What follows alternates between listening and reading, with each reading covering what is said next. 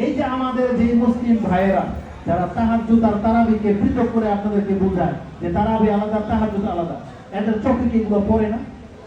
আবু বকর রাদিয়াল্লাহু তাআলা আনহু তিনি রমজানের 20 দিন পর্যন্ত ওইভাবে রাতের নামাজ পড়তেন যেইভাবে তিনি সারা বছর নামাজ পড়তেন। তাহলে আবু বকর রাদিয়াল্লাহু তাআলা আনহু কি সারা বছর তারাবি আর তাহাজ্জুদ আলাদা পড়তেন? তাহলে যেহেতু আপনি নিজেই বলতেছেন যে রমজান মাসের পরে আর তারাবি নাই, আর আবু বকর রাদিয়াল্লাহু তাআলা আনহু তাহলে কি করতেন? তখন তারাবি কোথায় পাইতেন?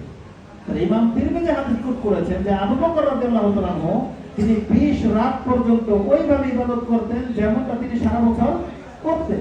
তার মানে তাদের কাছে তারাবি তাহাজ্জুদ আলাদা করে কোনো নামাজ না, এটা আমরা ভাগ করেছি, এটা আমাদের নির্বুদ্ধিতা। তবে জেনে নেন বাস্তবে এটাই রাতের নামাজ, এটাকে আপনি যেই নাম দিন এটা আলাদা কোনো নামাজ নয়।